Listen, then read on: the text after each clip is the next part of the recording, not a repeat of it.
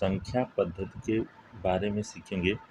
यहाँ पर आप देख रहे हैं यह कक्षा 9 का चैप्टर 1 है। कक्षा 9 यह का बेसिक है। आप लोग संख्या पद्धति को समझिए। बेसिक से आज हम लोग आप लोगों के लिए लेकर चलेंगे। तो चलिए संख्या पद्धति के बारे में जानते हैं। संख्या पद्धति किसे कहते हैं? संख्या पद्धति संख्याओं को लिखने और संख्याओं के नामकरण को व्यवस्थित करने की प्रक्रिया को संख्या पद्धति कहते हैं।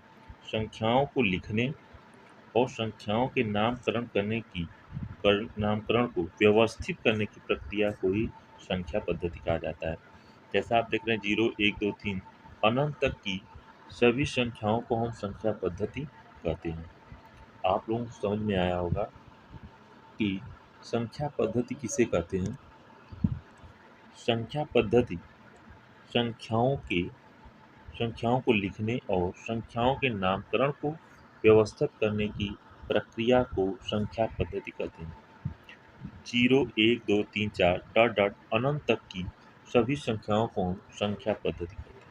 ठीक है, इसलिए संख्या पद्धति के प्रकार को समझ लेते हैं। संख्या पद्धति कितने प्रकार का होता है? यहाँ देखिए संख्या पद्धति मुख्यतः 12 प्रकार का होता है। ये कुल कितने प्रकार का होता है? 12 प्रकार का होता है। ठीक है, चलिए आगे देखते हैं हम लोग 12 प्रकार में कौन कौन सा है।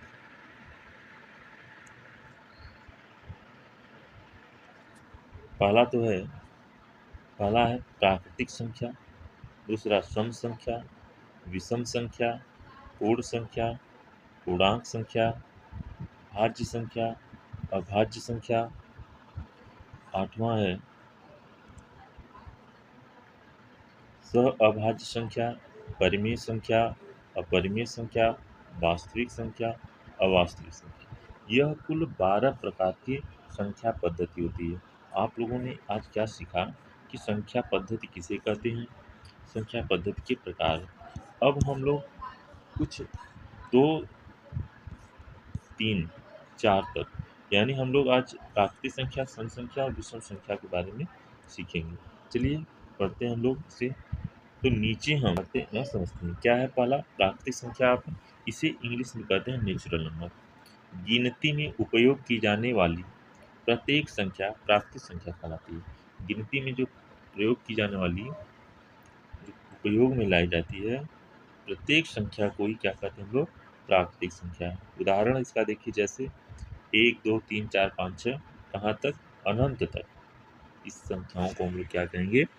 प्राकृतिक संख्या। चलिए यहीं पर हम लोग सम संख्या है, सम संख्या को देखते हो। सम संख्या को कहा जाता है इवन नंबर। ऐसी प्राकृतिक संख्याएं जो 2 से पूर्णतः विभाजित हो जाती है, सम संख्या कहलाती है। जैसे 2, 4, 6, 8, 10, 12, 14, 16 डॉट डॉट कहाँ तक? अनंत तक। यहाँ आपको ध्यान क्या देना है कि कोई भी प्राकृतिक संख्या हो और वह 2 से पूर्णतः विभाजित हो जाए, ऐसी संख्याओं को हम लोग कहेंगे सम संख्या कहेंगे। ठीक है, अगला है विषम संख्या। विषम संख्या के बारे में हम लोग जान लेते हैं। विषम संख्या किसे कहेंगे? ऑड नंबर इसे इंग्लिश में कहा जाता है विषम संख्या। ऐसी प्राकृतिक संख्याएं जो 2 से पूर्णतः विभाजित नहीं होती हैं, विषम संख्या कहलाती है। जैसे 1, 3, 5, 7, 9, 11 डॉट डॉट कहाँ तक? अनंत तक।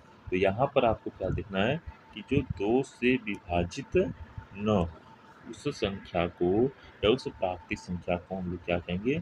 विषम संख्या कहेंगे। ठीक है, और आज पूर्णांक संख्या को देख लेते हैं, फिर अगले वीडियो में हम लोग और संख्याओं को देखेंगे।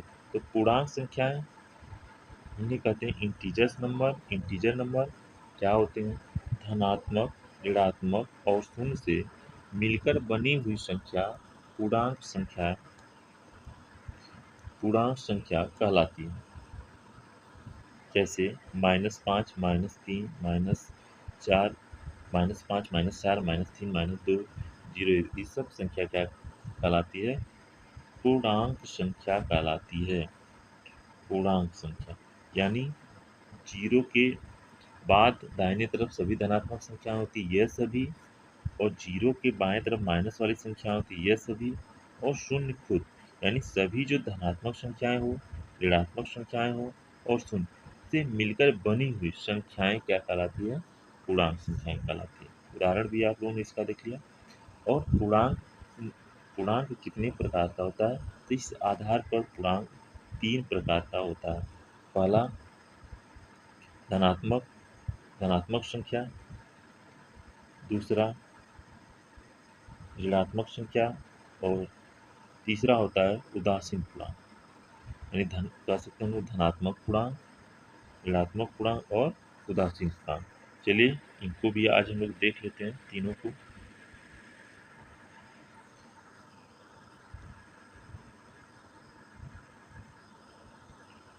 क्या है धनात्मक संख्याएं? एक से लेकर अनंत तक की सभी धनात्मक सभी धनात्मक संख्याएं धनात्मक पूर्णांक कहलाती हैं।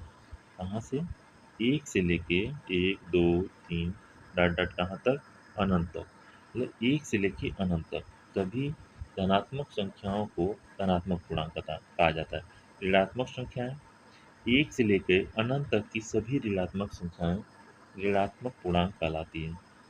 एक से लेकर अनंत तक, एक से लेकर अनंत तक की सभी ऋणात्मक संख्या, यानी आपको लेना पड़ेगा -1, -2, -3, ये सब संख्याएं क्या कहलाती है? ऋणात्मक संख्याएं कहलाती है।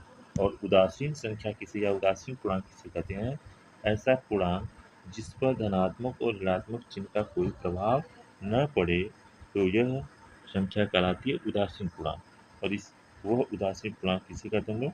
जीरो होता है, यानी शून्य होता है।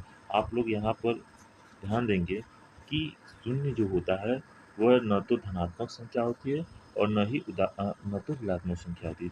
शून्य केवल उदासीन पूर्णांक होता है और यह शून्य होता है, इसका कोई चिन्ह नहीं होता है। न तो इसे धनात्मक में हम लोग रखेंगे और न ही ऋणात्मक में। इसलिए यहाँ पर कहा गया है कि यह उदासीन पूर्णांक है। ठीक है, तो वीडियो कैसा लगा आप लोग कमेंट करके बताइएगा। पूरा वीडियो देखने के लिए धन्यवाद।